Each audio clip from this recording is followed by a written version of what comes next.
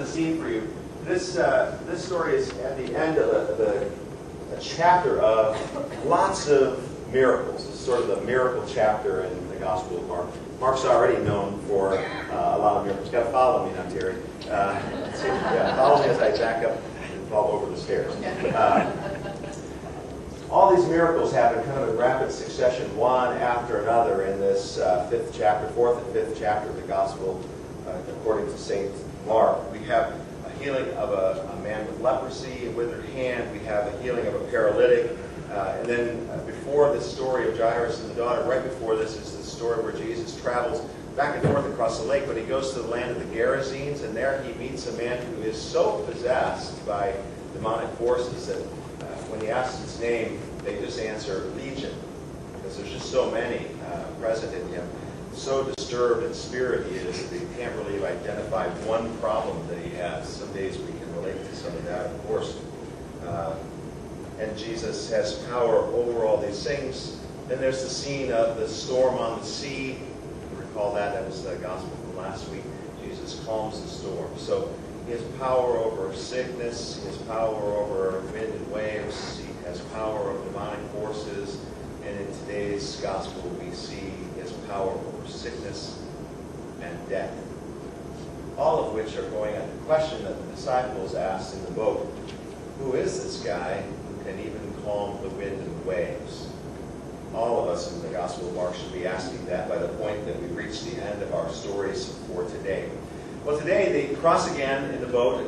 Mark is my favorite book in the Bible. It is such great literature. It's so easy to read. You can read it in 2 hours. We studied it in the women's group Tuesday morning Bible study this year. We read it in total at the beginning of our study in September and the end just a few weeks ago. About 2-hour read. It's just great literature. Everything's immediately and everything's moving really fast. And it's very exciting. But everything is also very tightly woven. Mark never wastes a word. All the stories relate to each other. They sort of screw tapes all these themes that go through them. And today we get a double story of the daughter of Jairus, who's 12 years old, and a woman of the hemorrhage. Did you notice how long she had this hemorrhage? 12 years. So these are not wasted concepts that both these people are struggling. This woman has had to struggle for 12 years, and this girl who's 12 years old is now deceased. So he meets, as the scene opens, in the middle of the crowd becomes the leader of the synagogue, one of the Jewish leaders. And he's desperate because his daughter is ill. Many of us have experienced that kind of desperation, some unto death. We can relate to the power of his request. He falls down before Jesus and says he begged him repeatedly. Now, I don't know the last time you were actually driven to your knees. Maybe you remember it, I do. And the desperation in those kind of prayers, Lord, come lay your hand upon my loved one, for they're at the point of death. Now, what's interesting about this story is that this religious leader, a Jewish religious leader, in most normal circumstances would have been sort of on the other side of the fence against Jesus, except for the fact that he has such a desperate situation before him. He's the leader of the synagogue, and already by this point, the scribes and Pharisees are sort of up the rung from this particular leader in the synagogue, have already had problems with Jesus. We have controversies between the religious leaders and Jesus already, and in fact, in one passage it said they were already at this point, by chapter 5, scheming to put Jesus to death. So in normal situations, this guy would have probably been against Jesus. But his circumstances are so dire and desperate that instead, knowing that Jesus has power to heal, he comes to him. Grasping at straws, desperate for a healing, he kneels down and he says, my little daughter is at the point of death. Come and lay your hands on her so that she might be made well. Now, we kind of lose the power of that scene, of course, other than when was the last time you were driven to your knees, and perhaps when was the last time you were driven to your knees in front of someone that you really probably didn't support, but you knew that they had something that you needed. And in this case, this guy as a religious leader would have completely outed himself before his entire community, taking the side of one who is now opposed to the scribes and Pharisees. He is putting himself at great personal risk by aligning himself with Jesus. Nothing else seems to matter. The health of his daughter is desperate. There's no time for theological disputes or deciding whether Jesus is Orthodox or not. He just begs him that he would come home. Now, I can only imagine how frustrating it must have been for him, because it said there was a crowd around them, and the crowd, of course, was there for Jesus. And it's a slow process when you've ever walked through a crowd, any kind of crowd, let alone a crowd that's there for you. And so making his way must have been very frustrating for Jairus, because every moment was an important moment to make it to his house. So we don't hear what's going on for Jairus, but we know that it must have been desperate times. And then suddenly we get this interluding story of this woman in the crowd. There's someone in the crowd. There's a few things we need to know about her, of course. One, we hear the story that she's had this hemorrhage for 12 years. Now, as a leader of the synagogue, he probably knew this woman, because he was probably the keeper of things clean and unclean. There are a number of things that are unclean that are just always unclean. Leprosy is always unclean, and they separated leprosy from the congregation from other people so it wouldn't be spread. Any kind of bodily fluids being discharged from the body of any kind would make you unclean and ritually unclean for a period of time. And interestingly enough, there's other things, but then one thing that's important for this story is if you touch a dead body, that makes you ritually unclean. So in this story, we have this woman who's now mingling in this crowd, basically spreading her contagion in the ideas of uncleanliness. She was not supposed to be there. She was supposed to announce herself as one unclean, and people would have fled. But she is so desperate. She has spent all of her money. She has done everything she can to be well, and she hasn't got well. She's only grown worse, and it has been 12 years of this. She's desperate. She also hears that Jesus is there, just like Jairus, maybe in the local newspaper, who knows. And so she comes into the crowd, and by stealth, she reaches out, bends over, and touches what's the tassel of his garment. If you've ever seen Jewish folks in the community, if they're a teacher or achieving some level of teaching, they have these tassels that hang down. You'll see them from their belts. That's what she reaches out and touches. And immediately, it said, she sensed that something had changed. She sensed wellness bubbling up within her. Jesus also senses it. He senses that something's happened. Somebody has touched him and something has occurred. Doesn't say how Jesus knows this, because they didn't actually touch his body, just touched the fringe of his garment, which a woman should have done anyway. Should have had contact with Jesus as a man. And yet, he turns and says, "Who touched my clothes?" Now, the disciples, being the always not so quite getting it sorts of folks, said, "Jesus, we're in Dodger Stadium, there's 40,000 people around here. Who hasn't touched you?" But Jesus, looking around, persists in the crowd. "Who is it that touched me? Who is it that touched me?" And the woman finally comes clean. And it says, with fear and trembling, she bows down before him. We might think that's a little odd, except for the fact that we know she has broken every rule now. And the crowd, once they understand what has happened, is probably backed up away from the two of them. Because they also don't want to be unclean, which meant they couldn't go home and mix with their family. They couldn't go to the temple. And they had to offer certain sacrifices for their cleansing after a period of waiting. She finally tells Jesus, it said, the whole truth.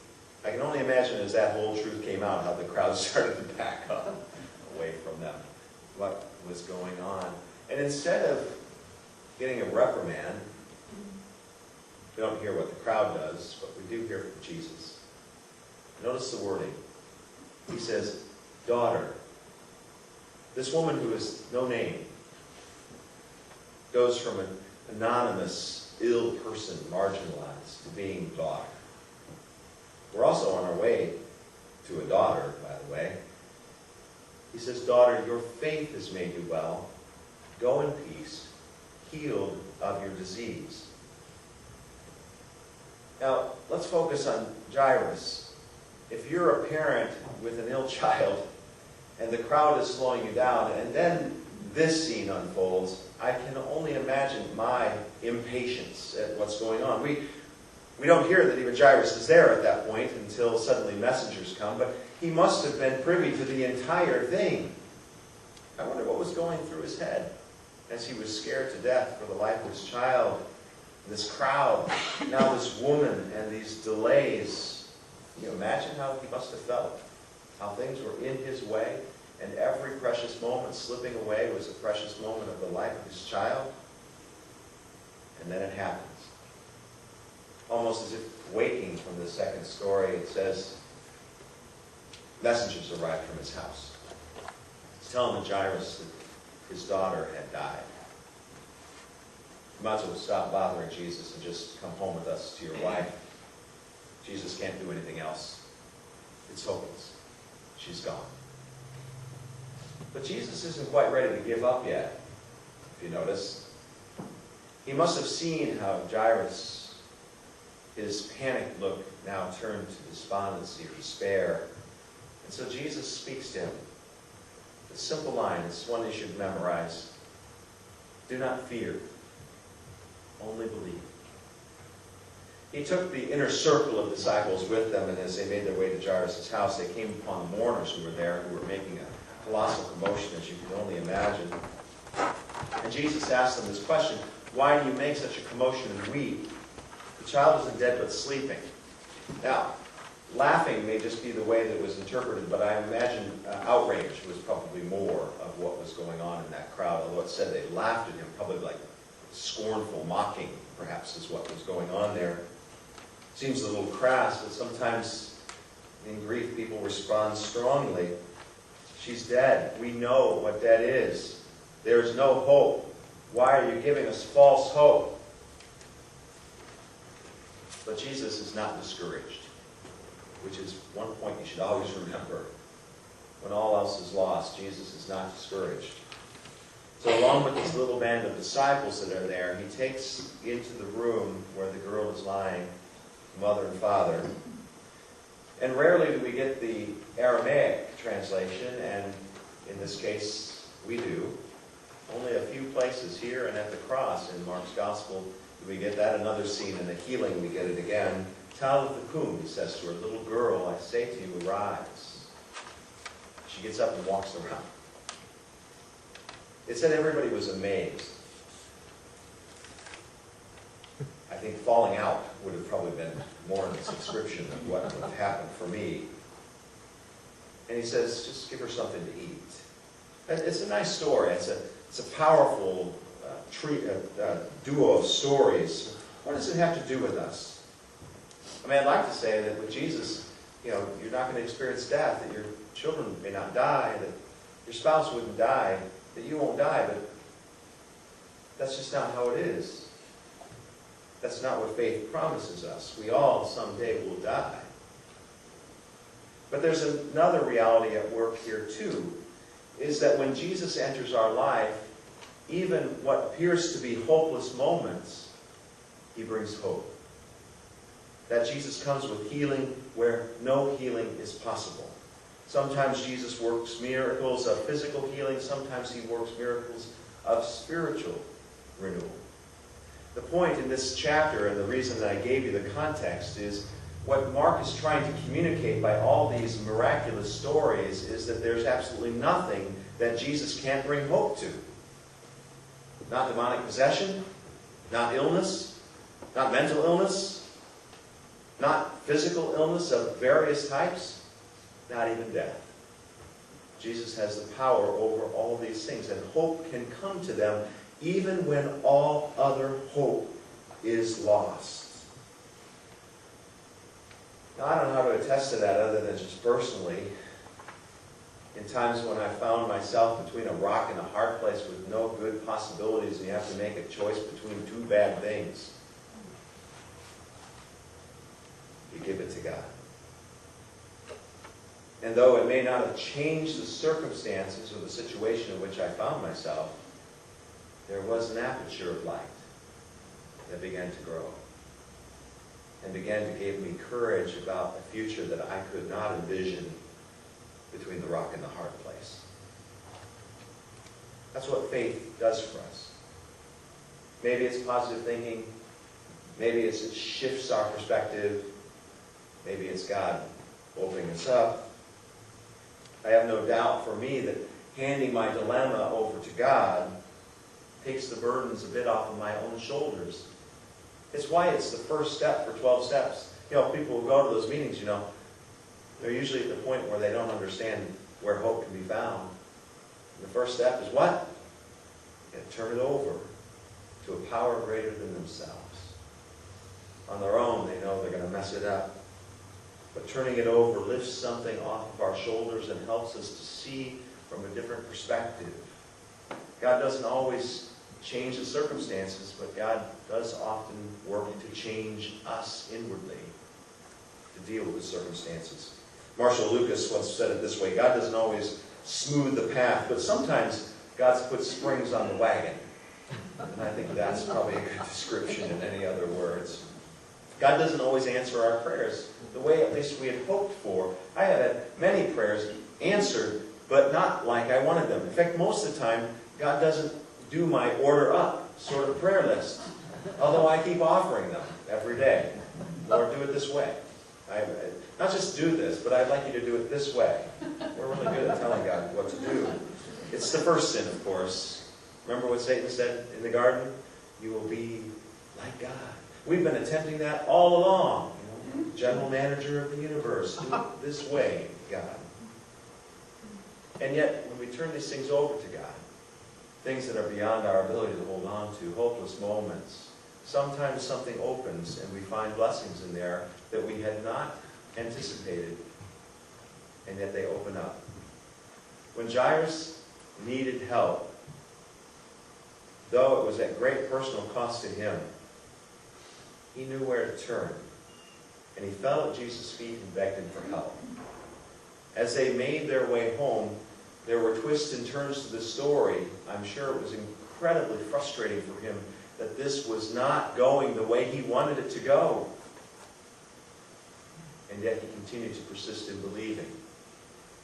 Even at that moment when all hope was lost, and Jesus, I'm sure, could see it slipping away, Jesus speaks a word of encouragement to Jairus.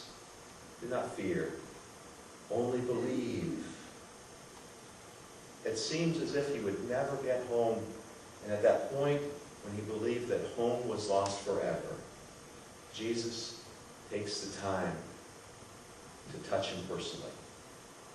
It's an intimate scene. We move past it so quickly, but there he is with his disciples, those who have seen power after power after power come from Jesus, are now in the room with him with this dead girl. It's a prefiguring story is really how Mark intends it. Mark's original gospel had no resurrection appearance. None. The women just flee from the tomb when they find it empty. But there's no resurrection appearances at all. Later redactors had to add some because it was so unnerving to the early church. Mark's point is this. Let's go back and look at the story again and see the power of the resurrection. And in this story, we have not just the power of the resurrection, but an actual one. Jesus raises the dead. In the middle of it all are two people, desperate, hurting, pushed to their limit, beyond hope, doing everything they could possibly do, but they didn't get any better but worse. They're models for faithful living because they're still there. They're still reaching through the crowd at great personal sacrifice to themselves. They're still falling on their knees before Jesus to beg him. They're the model of the church. They're the model for you and I. That in whatever we might be struggling with, whatever bleeding is going on in our life, whatever a hopeless and desperate situation that there might be, we need to look at Jairus and this woman, the daughter, and remember that Jesus is alongside of them as he is alongside of us. And when things are at their darkest, to remember Jesus' words to Jairus and to us. Do not fear, Only believe. I hope that can be your prayer this week and in whatever season you find yourself and whatever dilemmas you're going to be faced with this week. Do not fear. Only believe. And then look for the little apertures of light. Follow the way in which God directs. May we have such courage and faith as this woman, the daughter, and this man Jairus, who followed Jesus, come what may, and found in the midst of hopeless situations a brand new hope. Amen.